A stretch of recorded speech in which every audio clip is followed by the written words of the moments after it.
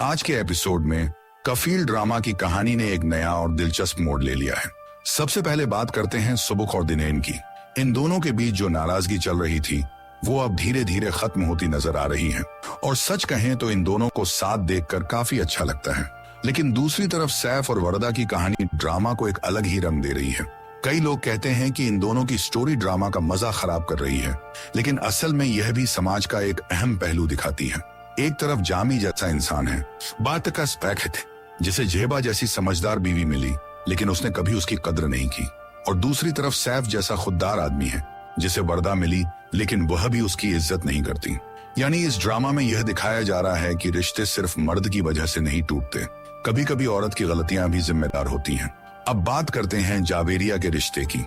जब लोग उसे देखने आते हैं तो तुरंत ही रिश्ता पसंद कर लेते हैं, और सबसे अच्छी बात यह है कि इस बार किसी ने कोई झूठ नहीं बोला। पूरा परिवार इस रिश्ते से बहुत खुश है। इसी बीच जेबा की ननद उसे फोन करके कहती है कि गुस्सा छोड़कर जामी के पास वापस चली जाओ, क्योंकि बच्चों को अकेले पालना आसान नहीं होता। लेकिन तभी जेबा एक खुशखबरी देती है, जावेरिया का रिश्ता तय हो गया है। इसके बाद जेबा फैसला करती है कि वह खुद जामी को शादी का कार्ड देने जाएगी। जब वह घर पहुंचती है तो घर की हालत देखकर हैरान रह जाती है, और जामी उसे देखकर समझता है कि शायद जेबा माफी मांगने आई है। लेकिन जेबा मुस्कुराते हुए कहती है, मैं सिर्फ अपनी बेटी की शादी का कार्ड देने आई हूँ। यह सुनकर जामी गुस्से में कह देता है कि जिस घमंड से तुम बच्चों को लेकर गई थी, अब उसी घमंड से उनकी शादी भी कर लेना। लेकिन जेबा बिल्कुल भी नहीं झुकती।